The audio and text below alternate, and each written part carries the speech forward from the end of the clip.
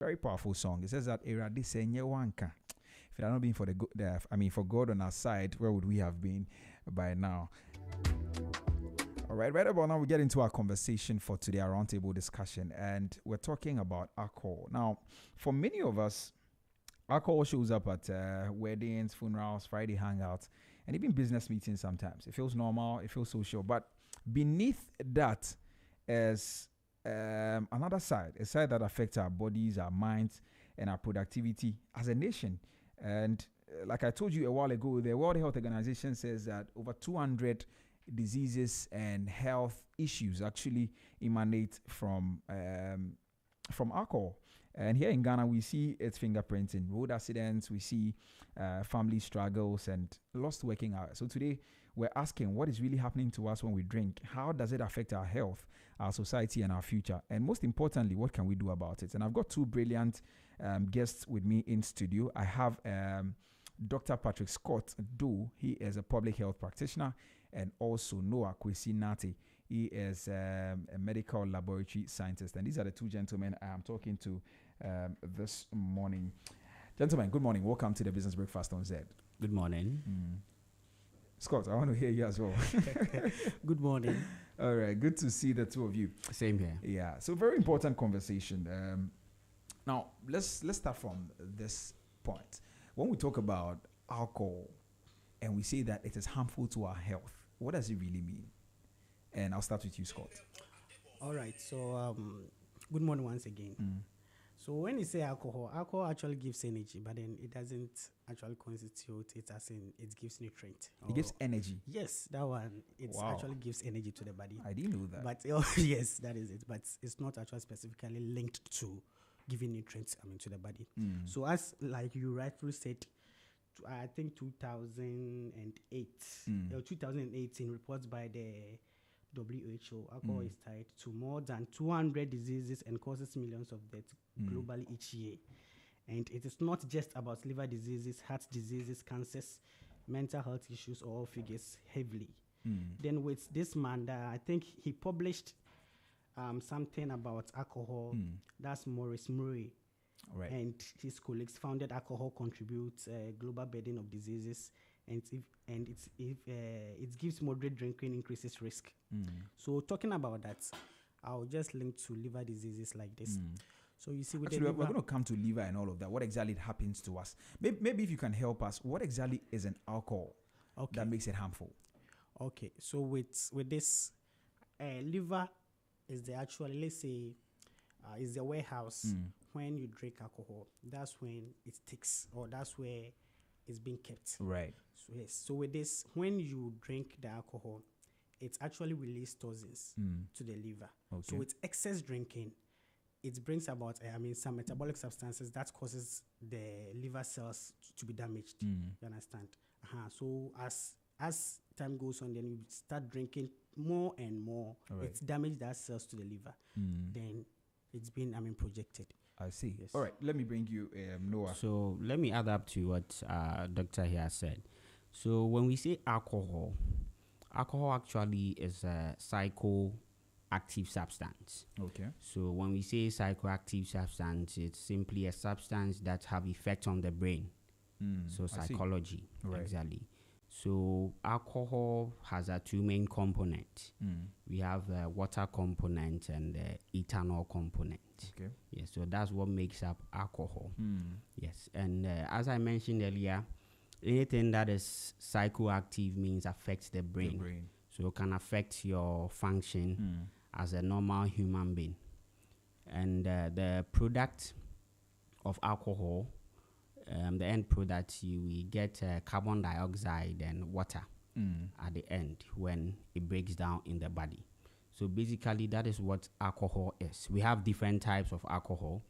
The very common ones are the beer, the wine, and also the spirit that we know in the market. So these are the kinds of alcohol we have in the system currently. Right. Okay, looking at the components, so you mentioned water and ethanol. Okay, as for water, we know water is life, so that is fine. What exactly does the ethanol do to us? Or what exactly is the ethanol and how does that affect us? Okay. Noah. So when we talk about ethanol, it's I would want to dive a little into the biochemistry, but that's fine. pardon our listeners if they are not able to get the bits. Yeah. Exactly. So ethanol actually in biochemistry. So I want to give the formula of ethanol. Right. Yes. So when we talk about ethanol is C2H6O C2H5OH. So it is a carbon chain atom. Yes, and we have the methyl group and the methylene group. So that constitutes the alcohol structure. Okay. To form the ethanol. We have different types. We have ethanol and the others. Yes. So, but ethanol is not bad in itself, isn't it? Yes. What exactly does? What do we use ethanol for? Okay, so depending on what you are doing, ethanol has a lot of. So I mentioned that we have different kinds of alcohol. So it can be used for the drinks that we drink, and also other chemical components that we have or materials we have in our market. So if you take, for instance, the spirit that we use, that is for the pharmaceutical companies, they use ethanol for this disinfectants and all that. Commonly, we can just look at the hand sanitizers. We use ethanol in the preparation of these hand sanitizers. Exactly. So commercially, we use it in the pharmaceutical companies and also the drinks that we have.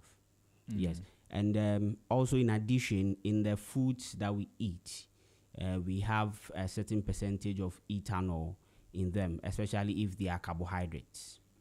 Okay. Yes. Okay. And still talking about ethanol. So it's something that we all get to see. Get to take in some way, somehow. Why is that not harmful to our health, or is it? If it is not harmful to our health, how come when it comes together with water and we buy it and drink it as alcohol, it is harmful? I don't know if you get a question. Do you understand? Yes, I get you. Yeah. So you see, there's a saying that too much of everything is bad. Right. Exactly. So ethanol in its entirety is not a bad substance, I should say, but it should be taken in moderation. Okay. And the body has a limit it can take in a certain period of time. Right. Exactly. So it is not that ethanol in its entirety is harmful to the body, but it has a certain percentage the body can process or break down at specific times. Okay. Exactly. All right. Okay, let's talk. You want to add something? So to add up, as I earlier stated on, I said that alcohol or ethanol actually gives energy, but then it's not actually specifically giving nutrients to the body. Yeah. So looking at what my brother is saying over here, that's it. You see, everything good, people try to abuse it. Everything, even if your car is good, place it 4x4, that when you get to off-road, you can drive it anyhow you want it. It's the same thing. Since they know that it's a good thing, and then people don't actually know much about it, they try to abuse it. So when you abuse it, that's when the issue comes in. You get it? Yeah. I see. Okay, so let's still talk about the benefits. I know that is alcohol. Well, first of all, my question should be very open so that I pick your thoughts on that, and then we can build it. So, is alcohol all negative?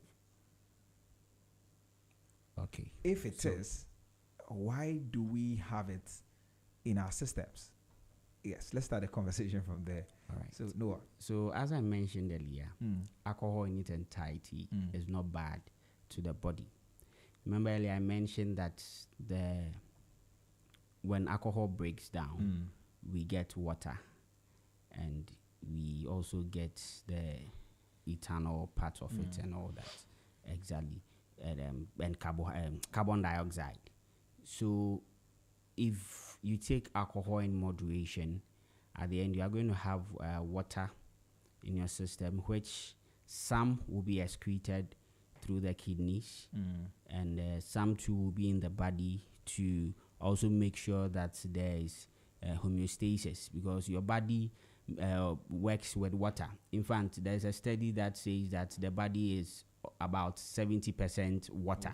Yeah. Exactly. So alcohol contributes to the, if you take in alcohol, it contributes to a certain percentage of water in your body. So as I mentioned, that an aspect is also a good aspect of alcohol. Again, there are some drugs that works when you take in alcohol. Okay. Yes, so there are some drugs that so you actually prescribe drugs exactly and alcohol for people. Exactly. Okay. So there are some drugs like that will work perfectly in an alcohol environment. But as I mentioned earlier, you don't. You mentioned the statement. You said you prescribe drug and alcohol. No, a drug with alcohol. Okay. Right. So you understand? So the person would take the drug and take a little bit of alcohol. No. A drug with alcohol. Like okay. So the composition of the exactly. right of the drug has some alcohol. So okay, remember, let's not forget. I said ethanol is a constituent of alcohol. Okay. Yeah. So let us not forget that. So it's the drug in its entirety would have certain percentage of that ethanol in right. it. Exactly. Okay. So not the alcohol, like let's say the beer. No, you take an alcohol with beer or alcohol with wine. No, that's not what I meant. Okay. Exactly. So these are some of the uses of alcohol that we can let our listeners know. Okay. Yes. All right. So let's talk about the real risks. I know you mentioned the liver and all of that. What exactly happens to us when we take alcohol? Okay. So you see, with much intake, I wouldn't say take alcohol. Much intake of the alcohol. You see, we're having hepatitis, and then with the hepatitis, we're having hepatitis A, B, C, D, E. Okay. But then we're having hepatitis alcohol or alcoholic hepatitis. Which one is that? So the alcoholic hepatitis actually means that much intake of the alcohol. Okay. Yes. Much intake of the alcohol. That's alcoholic hepatitis. By much intake, what do you mean? Okay, so with the much intake of the alcohol, that's the alcoholic hepatitis. It's a type of liver inflammation caused by drinking too much alcohol. Okay. You understand? Right. So it's the same thing. Then we have symptoms. So the symptoms, when it comes to the hepatitis, alcoholic hepatitis, it can give you, let's say, yellowing of the skin and then the eye. Okay. So you see that people that drink excess alcohol, when you see them, you can identify this guy you can easily see even their fingers and their all fingers and all those kind of things. You understand? And then you can see from them that their feet will be swelled up. Okay. Or swelling feet. Yeah. You get it? Yeah. And then their upper abdomen will be swollen. You get it? So okay. all those things are okay. So apart from that, what other effects are there? Okay. Let me add up to what Dr. Scott said. So the body is a whole system. Yeah. Exactly. And it has organs that it works with. True. And each organ has specific role they play. Good. So one very important organ in the body when it comes to alcohol is the liver. Okay. So the liver ensures that alcohol is broken down to its simplest form. And the byproduct, as I mentioned earlier, being water and carbon dioxide. However, the liver in itself does not only break down alcohol. It has other functions it plays or other roles it plays. Okay. And one of the roles is that it ensures that there is glucose balance, or in simple terms, there is sugar balance in the system. Now, I always say this. I remember in school we did, I don't know if you would remember, we did one thing in maths, I think, simultaneous equation. Yeah. You're solving two equations at the same time. The liver is not a math student. Okay. It can work doing different things at the same time. It can do one at a time. Right. Great. So if you take in alcohol, or if you are very prone in taking alcohol all the time, instead of your liver concentrating on making sure that there is a balance in your glucose level, it rather focuses on breaking down the alcohol to its simplest form. Right. And that leads to what this very non-communicable disease that is really a menace to the society now, diabetes. Because if your body is not able to control the sugar level, where insulin would help the intake of the sugar, you then have excess sugar in your body. Okay. Because the sugar should have been broken down and the excess one stored in the liver as glycogen. But in this case, your liver is working to break down the alcohol. And that leads to you having diabetes. So a lot of people or our people who take in much alcohol have the higher chances of developing diabetes in the future. So that is one effect. And in addition to what Dr. Scott said with the hepatitis, alcohol is one of the factors that help, I should say, risk of getting hepatitis. Okay. So we call it induced alcohol hepatitis. So one of the factors that can cause the hepatitis that we know is the alcohol. But that has to do with excessive intake of alcohol. So these are some of the damages that will happen when it comes to taking in excessive alcohol. One dangerous patterns we are also seeing now has to do with our hormonal balances. Okay. Yes. Alcohol would also induce how the hormones in our systems plays. And currently, I work in a health facility. Currently, there's a lot of abnormalities when it comes to hormonal patterns. Exactly. So we are having a lot of infertility cases. I see. When it comes to the population, I mean the reproductive age. Yeah. And it is very evident from the lifestyle youths are engaging now. Yeah. And it is really a problem. It is really a problem. Yeah. There's something we need to do something about it. Exactly. Right. So the problems are enormous, but I understand that alcohol also does something to the brain. You haven't mentioned. Exactly. So remember, I mentioned it. Okay. Probably maybe I didn't quite get it. You didn't get it. So remember, I mentioned earlier that alcohol is a psychoactive substance. Yes. So it is something that affects the function of the brain. It has effect on it. On the brain. Yes. So what effect is that really? Yeah. So I mentioned earlier the hormonal imbalances. So when you take how hormones are being produced in the body, it starts from a place where we call the hypothalamus. Hypothalamus can be found in the brain. Yes, so the hypothalamus narrows down to the pituitary gland, and the pituitary gland to the adrenal glands. So it is a chain. Right. Yes, so it is a chain. So it affects the hormone called cortisol that controls your stress levels. So you are going to get increased production of cortisol that is induced from alcohol. Right. So it causes you not being able to sleep well. Okay. Stress, and also it's as I mentioned earlier, in terms of your productivity, that's reproductive health. It increases some of the hormones. So for ladies like this, the hormone prolactin increases. So any lady that takes in a lot of alcohol should be very careful. And the moment you have high prolactin levels, it affects your fertility. I see. Because under normal circumstances, prolactin should be high when you are breastfeeding.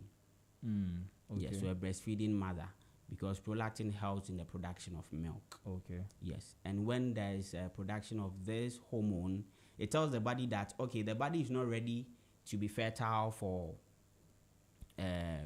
pregnancy or anything. Right? Exactly. So that is what it tells the body. So anytime your prolactin levels are high, it tells your body, no, this time round it is not ready for any engagement. So relax. Exactly. And alcohol is a substance that will induce this. And it starts from the brain, as I mean, the hypothalamus. And it narrows down. So, yeah. I see. Very interesting things. But most of the things we've mentioned are quite long term.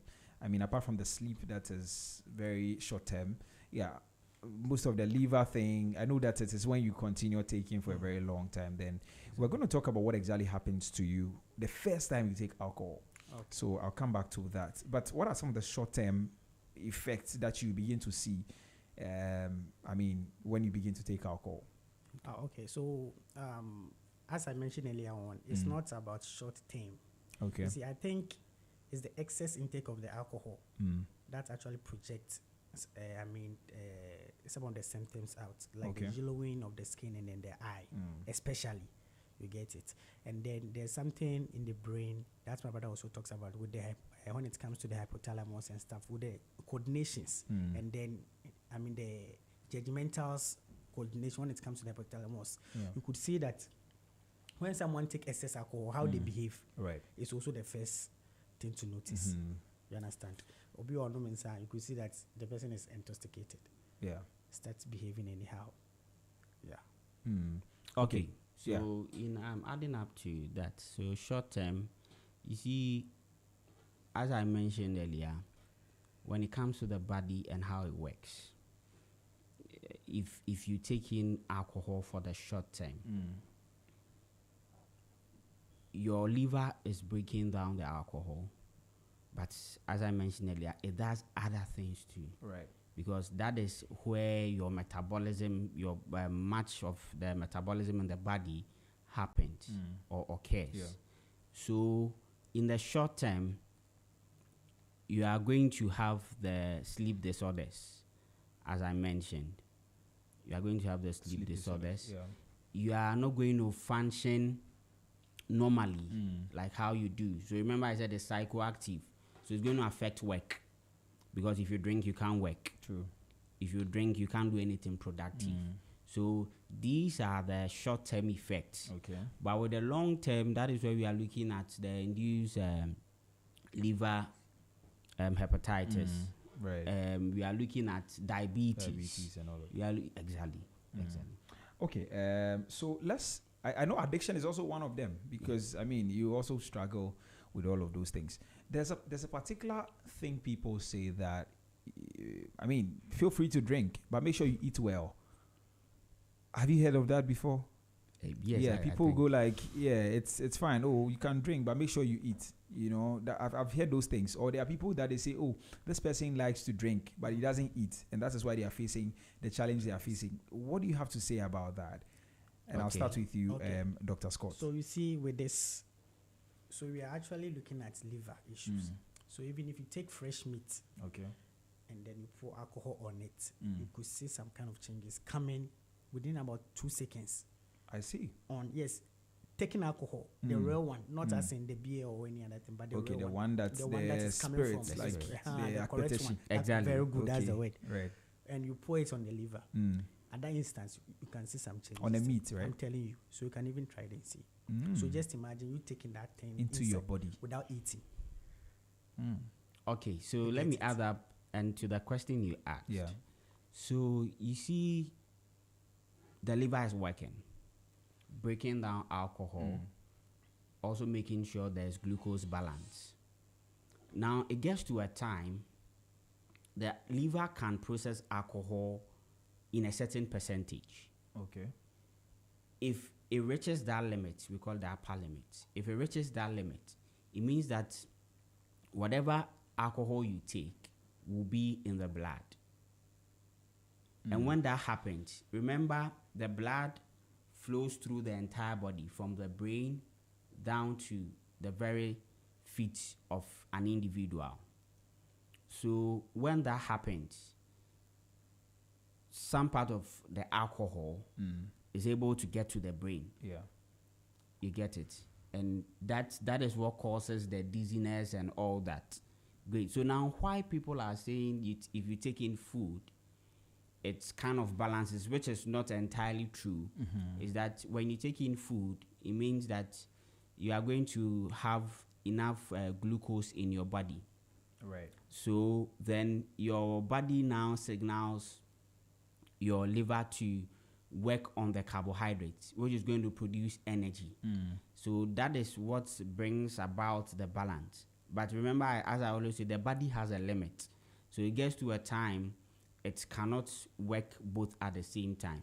So that is where some people have the perception that yes, you can take in the alcohol, but eat well so that it balances. But it is not always the case. It's not always the case. Exactly. All right. If you just tuned in, this is Business Breakfast on Z101.9 FM. It's exactly 27 minutes after 9. And this morning we're having a conversation on the dangers of alcohol. And of course, you know that we are only concerned about your lifestyle. I mean, we are more concerned about your lifestyle, your leisure, and your business.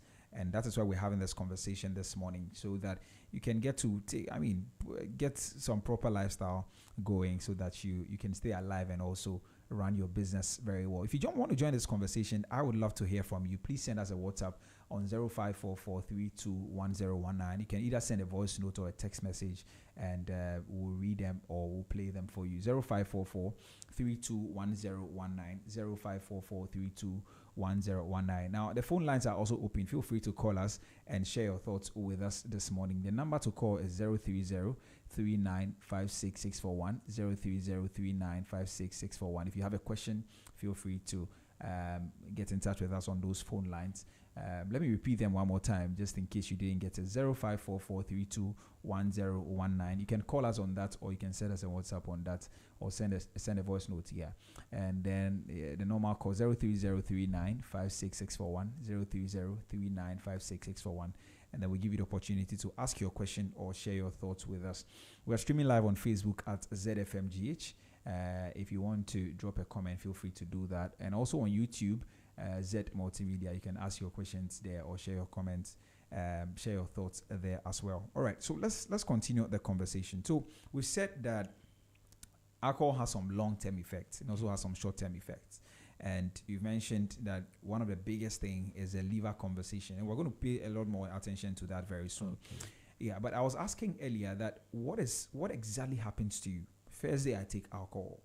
What happens to my body at once? What goes on in the body? I don't know if you... Yes. So that's the biochemical aspect of what the conversation we are having. Yeah. And I think I said a little about that earlier. So when you take in alcohol instantly, the body signals the brain that alcohol has come into the blood. Body. Right, into the blood. Into the blood. So what happens is that it is the liver that breaks down this alcohol. Right. So it breaks it down, and we have the end product being the carbon dioxide and water. So I don't know if you realize, people who take in alcohol urinate a lot.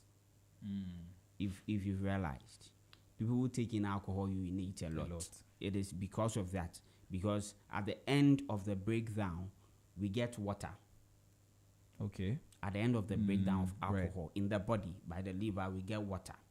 Yes. So that is why people tend to urinate a lot when they take in alcohol. So when you take it in your body, it doesn't affect anything. Okay. Your liver will process it. But your liver has a target. So let's say there's a chest placement that is happening now. Yeah. Maybe Preseclegon can take up to 100 students at a time. Right. Your liver, after the 100 mark, cannot break down alcohol within a certain period of time. So if you take it instantly, it is not affecting anything. Your body will process it. Your body will break it down. You only have an issue if you have issues with your liver. Okay. Then it means your body is not able to process whatever alcohol you've taken. Right. Then that instantly you can start having the effects. So, and the function of the body varies from person to person. So if you realize, some people just taking alcohol and they start seeing the effect. Some people too will have to take about 5-10 bottles before you see them. So it varies from person to person. What is the underlying factor that causes that? That makes somebody, so you hear people say, oh, Charlie, this one doesn't have kappa. Yeah, so they've taken just half a bottle, and Charlie, they are they Yes, can't walk yeah. and all So, of that, but another you person see, takes more. And everyone's immunity is different. You get it? right. How my body would react to substances I take wouldn't be same for you. Right. It has to do with genetics. It has to do with environmental factors. It has to do with physical activities, a whole lot. Yeah. Yes, so it is not centered on just one thing. Just one thing. The factors are a lot. Yeah. Okay. All right. So a big underlining factor in all of these things we're talking about is the fact that our culture accepts it. We see alcohol in our weddings, in our funerals, outdoorings, parties, everywhere. I mean, almost everywhere we find ourselves, clubs, everywhere at all, we find alcohol. Is that what is making it difficult for us to deal with the risks? Because people know these things we're talking about. Is that one of the things do you think the culture is making it difficult, Dr. Scott? Okay, so you see, I mentioned something that alcohol actually gives energy. Yeah. So let's say if you find yourself in the clubs, what are you going to do there? It's kind of energetic activities going on around there. But people try to abuse it. Okay. Yeah, so they try to take it more in a sense that when I take it more, I'll get more energy. It's, I mean what I'm saying, hope you get it. Yeah, I get it. Yes, but they can't actually control themselves because of the environment that they find themselves there. Yes, because they take it in a sense that let me take it more, then I'll get more energy. Right. You understand? But alcohol doesn't give nutrients.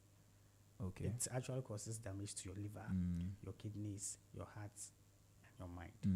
Yeah, right. Okay. Noah, you want to say something? Yes. So yes, in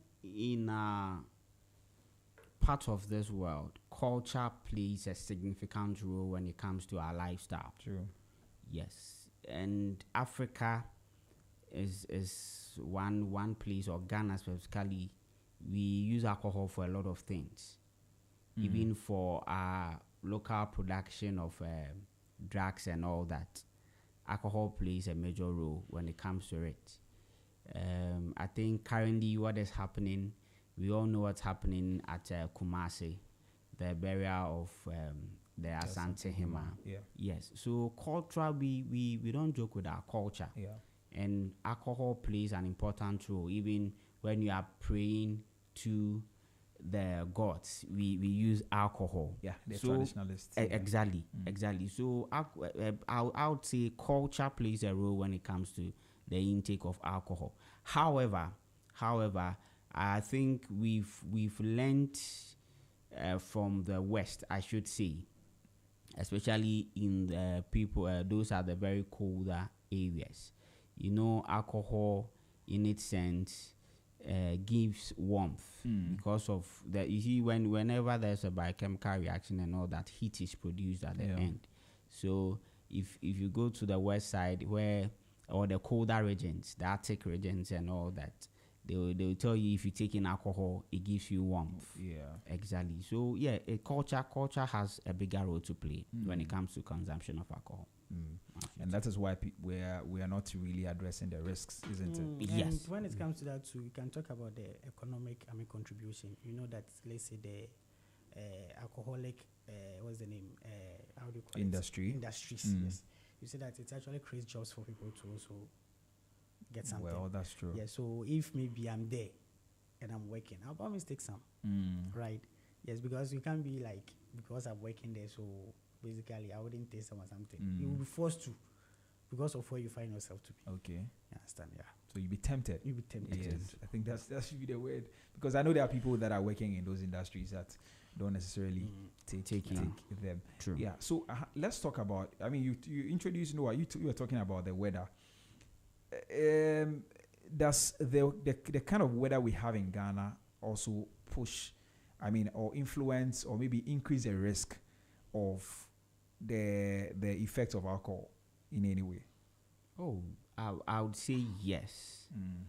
The reason being that if you look at our seasons, in fact, for the past 3 months or 4 months, we've had a very cold weather, especially in the evenings and early mornings. Yeah, so yes, in our part of this world, I would say that yes, it has a role to play. It has you can't rule that out.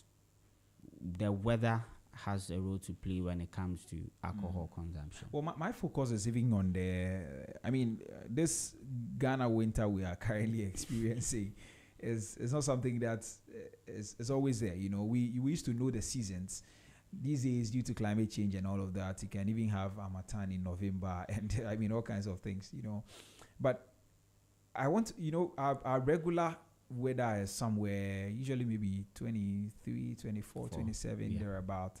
Yeah. So how does that, you know, how does the weather condition make the effects of alcohol on us more, what's the word? I mean, how does that make alcohol more harmful to us? That's what I want to get.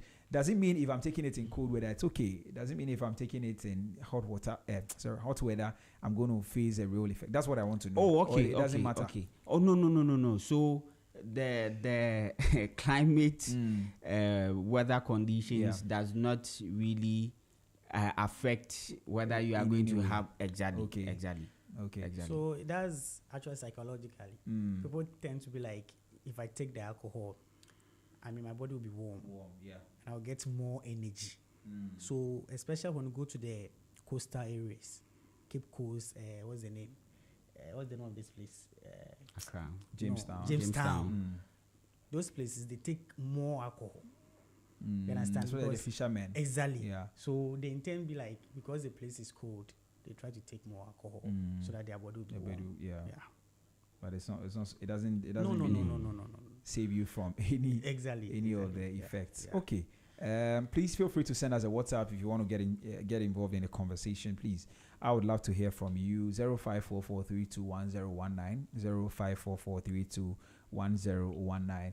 You can send us a text message or you can send us a voice note, and then we'll play that for you. If you have questions, you need any clarity on anything we've said here, please feel free to do that. Or you can call us on 03039566641, 03039566641, and then we give you the opportunity to share your thoughts with us this morning. All right, so let's continue the conversation. What exactly we started talking about the effects. I think it was you. I mean, when you were giving your first submission. I mean, I had mentioned the road accidents and all of that. Yes, let's talk about the real cost of that on road, on families, and all of that. The real cost of the effect, of alcohol on families and even productivity and all of that. So, Okay. What do you have to say to that? Let me start with you, Noah. Okay, so when it comes to the effects of alcohol intake, remember we mentioned the short term and the long term, and one effect or challenge when it comes to that has to do with finance. So if you end up getting the induced alcoholic hepatitis, definitely you would have to be on treatment. Right. If you end up getting diabetes as a result of alcohol intake, you'd have to go in for treatment. Yeah. And we all know that these conditions are not cured but rather managed. It's not curable. No, so we don't cure anyone with diabetes. Okay. We manage them. Manage the situation. Same for hepatitis. There's no cure for hepatitis. You'll be managed with regards to your symptoms. I see. Exactly. So in the long term, it's going to affect your finance. Now, when it affects your finance, it means that it's going to affect you psychologically, emotionally, when it comes to family. So it goes a long way down to affect the society as a whole. Now, when it comes to mortality, we know what alcohol can do. That is why we say that if you drink, don't drive, because it has effects on your brain, and definitely can lead into an accident. So alcohol takes life. Alcohol can affect your finances at the end of the day. Alcohol can affect you psychologically, leading to, if you are married, probably a fresh couple, you could have issues with your partner because psychologically and due to the hormonal. Remember I mentioned that alcohol has effects and that increases the levels of cortisol. Cortisol is a stress hormone. So that at least you should have been calmer, probably when you encounter situations or whatever you face. But in this time around, your stress hormones are being elevated. That is going to affect your relationship with whoever you are with. Yeah. Either family, I actually spouse. know somebody who is very calm. The man is very calm. Oh, anytime you see him, very calm. He greets you and all of that. But anytime he's drunk, he can come and speak into your face. Exactly. You know, come to you and is worrying you, and you are, you know. So I can really understand what the point you're trying to make. But you talk about finances. I think it's not, even before we get to the conditions where you have hepatitis and diabetes, your own personal finances that you have, if you spend all of that on alcohol, then because I see a lot of very poor people, and then the least money they get, they go and yes. So I don't know. So that brings me to another question. So is ethanol addictive? What makes alcohol addictive? Is it the ethanol, or what exactly? What is the psychology behind that? Okay. So let me speak a little about it. Okay. So you see, we mentioned earlier, and I'll also be mentioning that time and again. It's a psychoactive substance. Okay. It has to do with the brain. With the brain. And the moment the brain registered something in it, it keeps it. Okay. So if for a certain times you are not taking in that substance, your brain signals the body that you are lacking this very substance in your body. Yeah. You are lacking this substance in your body. So your body then tend to go in for the alcohol. So yes, it is addictive. So I always say that it is not a particular substance like, say, the water or the ethanol or whatever component. So if you look at the alcohol, as I mentioned, I gave the formula for those who are who do biochemistry or not, that would have understand that better. I wouldn't say probably the methyl group or the hydroxyl group or the hydrogen groups in the alcohol structure is what is addictive. But because it has to do with the brain, when the brain registers it, then it tends to want more of it. Exactly. Right. Okay. You wanted to say something, or we can move on? Okay. All right. Now, a lot of people think that moderate drinking, taking small, is harmless. I want to know, can even drinking very small affect your sleep, your thinking abilities, and some of the things that the short-term things we've mentioned? Okay. So, you see, some foods that we even eat, kenke like this, when it's ferment, and then you take in kenke, you see how your mood changes. I haven't taken some before, so I don't know. Then I would like you to try it. That's fermented kenke. Even with that one, you could see how your body reacts to that. And how does your body react? What happens to you when you take the fermented kenke? It's just like you drinking alcohol. Okay, what will happen to you? Because yes, you start to talk anyhow. Oh, really? Yes. People take kenke and they are drunk. I tell you, if take about 3 or 4 or 2 fermented kenke. I see. And you see, it actually depends on your immunity. Okay. Some of them, if they take it, they'll be okay. I mean, like this, if I take 2 fermented kenke, I'll start talking anyhow. I see. You get it. Okay. So let me add up to what Doctor has said here. So remember, I'm still making emphasis on this threshold. Yeah. Threshold. Yeah. So you see, let me dive a little into religion. There are some things a pastor cannot stand on the pulpit to say. Not just because it is against the faith of that particular religion. But each and every one of us here have our own way of perceiving information or receiving information. Exactly. So no doctor would stand anywhere and say, take alcohol in moderation. Or no health person will stand anywhere and say, take alcohol in moderation. However, I mentioned earlier that the body can break down alcohol, meaning that if you take alcohol into your system, it is not harmful. But your body has a threshold. Your body has a threshold. It differs from person to person. If it exceeds, then we can look at the complications. Right. We can look at the effects. But no health person or health practitioner will stand anywhere or sit anywhere and say, take alcohol in moderation. Okay. Because we wouldn't advise that. The moment you say that and people get to know, oh, okay, they'll be referring to that very person. Okay, Dr. A, MLS A said this and that. Yeah, they'll quote you on that. Exactly.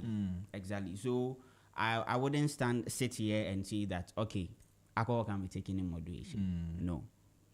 Avoid it if you can. Okay. As much as possible. Exactly. I see. So we don't have to take it at all. That's a medical advice. Yes, that is the best advice I can give.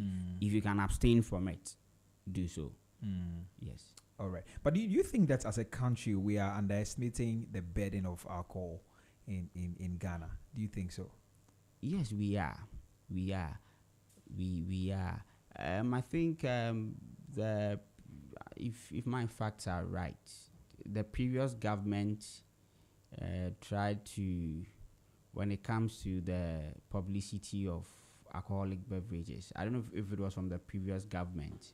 It got to a time you can't advertise alcoholic beverages within certain times. It's still something that's... It's still something that's... Exactly.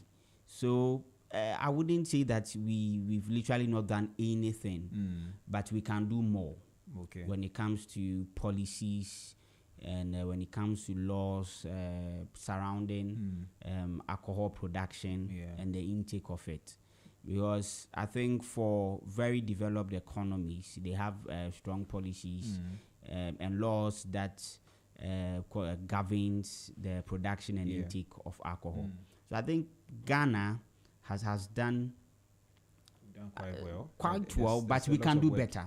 We can do better. In terms of awareness, more. We need a lot more awareness. Exactly. I mean, that's why we are having this conversation here, so that people can get to see the effects thereof. Okay.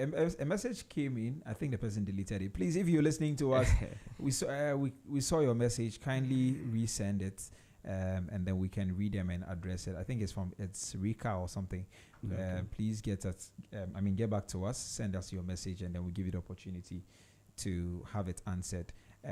All right. So there are a lot of other things that I would really want us to talk about. I think that the FDA, with what you're saying, the FDA is actually in charge of some of these things. Yes, a lot more awareness, and everybody should get involved, I believe. And that is also something that will help us. So you were talking about the economic impact a while ago, that it helps the economy. But on the flip side, it also affects the economy. Exactly. Let's talk about that one. So every situation has two sides, just like a coin. So it has the good side, it has the bad side. Yes, you cannot neglect any of the two. You always have the good side and the bad side.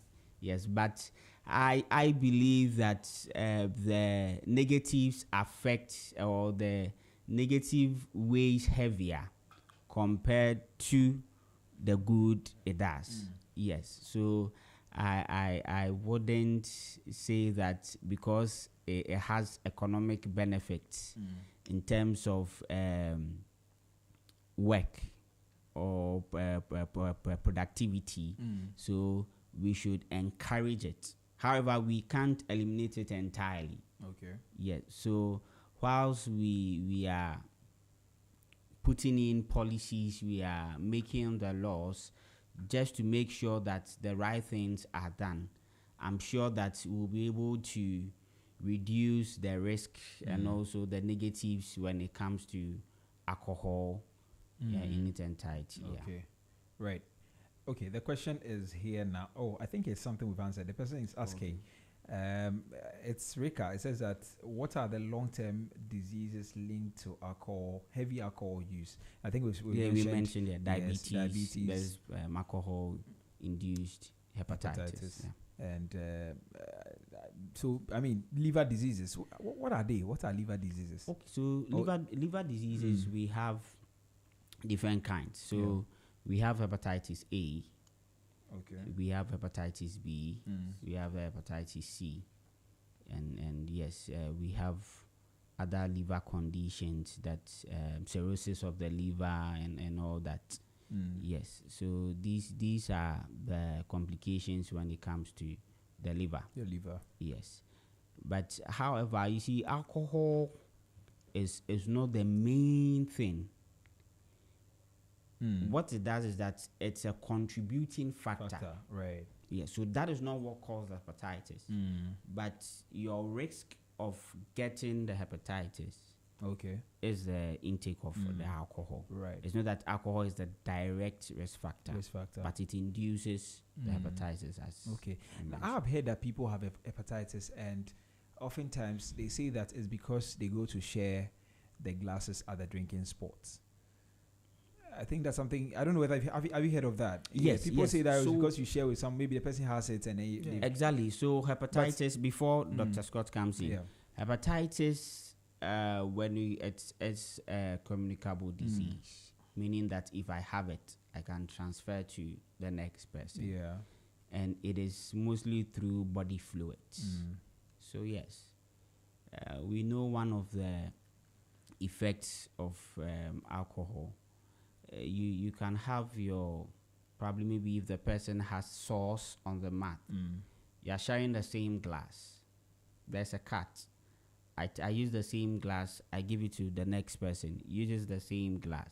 You could be infected because probably body fluids, either saliva, either blood stains could be on the glass, and when you give to the next person to use, can have that. So yes, it is one way of getting the hepatitis. That's sharing the glass and all that. All right, let's try and wrap up our conversation now. If there's anybody listening to us this morning, and maybe they are heavy drinkers, or maybe they are suffering from, actually they are addicted or anything at all in relation to alcohol, where can they start from to deal with that? Where can they start? What can they do to be able to stay away from alcohol over time?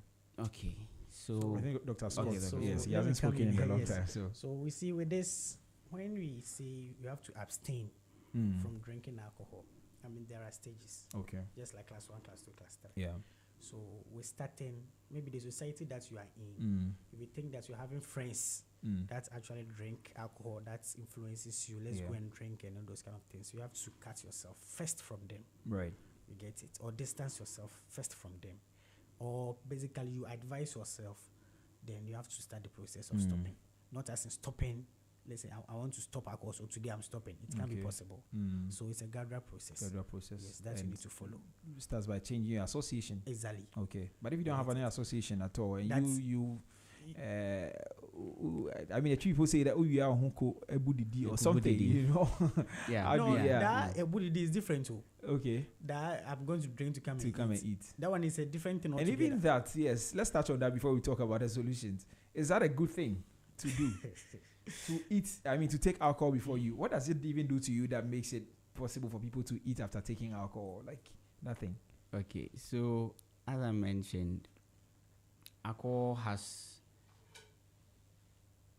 affects how the glucose in our system is being broken down, because it is the liver that would break through the intake of the sugar by the red cells to produce the energy that we know.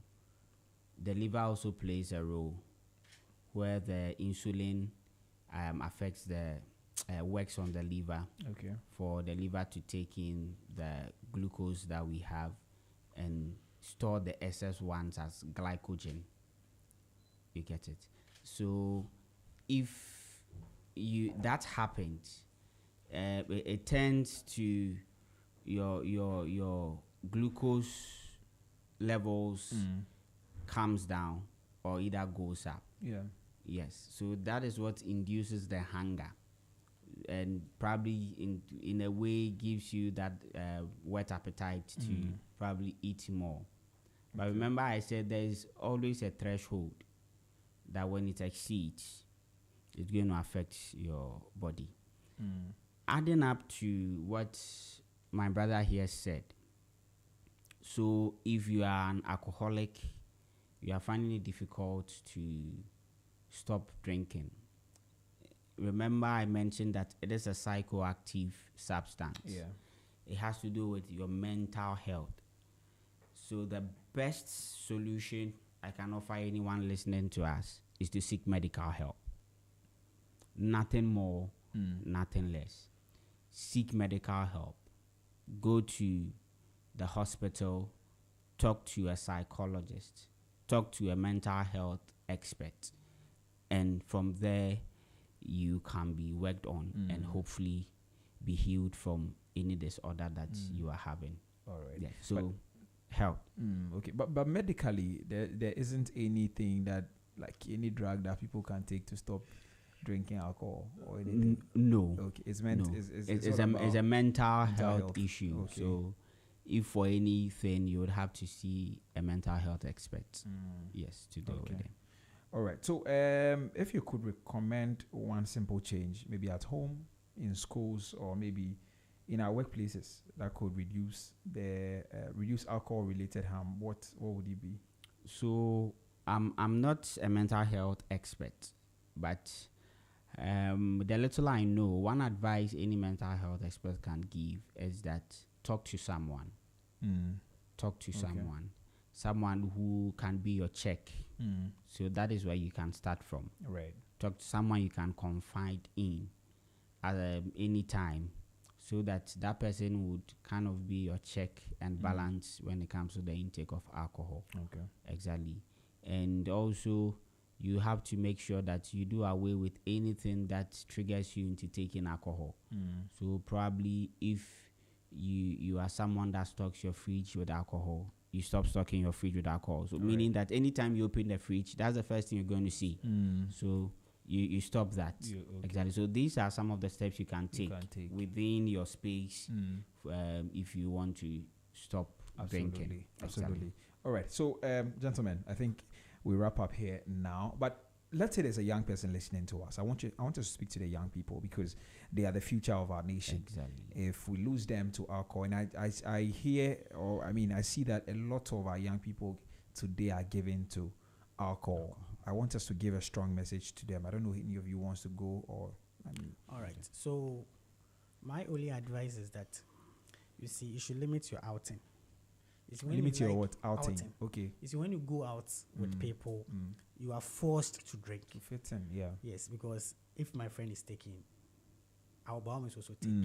Yes, so the first step is that if you think maybe you want to engage in alcoholism or stuff, the first thing is for you to limit your outing. Okay, and then the environment in which you find yourself to. Maybe if there is the beer bar, any other jamming going around over there, you try to restrict yourself from entering. Okay. You understand? Right. Yeah. Okay. So my little advice I'll give to the youth listening to us today is abstinence. Stay away from alcohol as much as you can. Yes. And that's all. All. All right. Okay, gentlemen, thank you very much for coming. Really, really grateful that you made time to join me this morning right here. Dr. Scott, let me just mention a few things and then we can go. So thank you very much. I'm really grateful. So we've spoken extensively about how alcohol negatively affects our health. And Dr. Patrick Scott Doe is a public health practitioner, and Noah Kwesi Nate is a medical laboratory scientist. And these are the two gentlemen who joined me this morning for this conversation. Really, really grateful to them.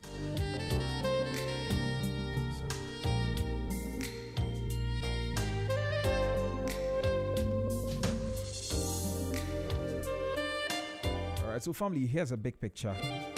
Alcohol may look like a friend at the table, but too often it turns out to be a silent thief, robbing us of our health, our peace of mind, and even our productivity as a nation. And the science is clear, the public health impact is real, and yet the glass still gets poured at almost every occasion. But here's a question that I want to leave you with this morning. Do we really understand what's happening in our bodies?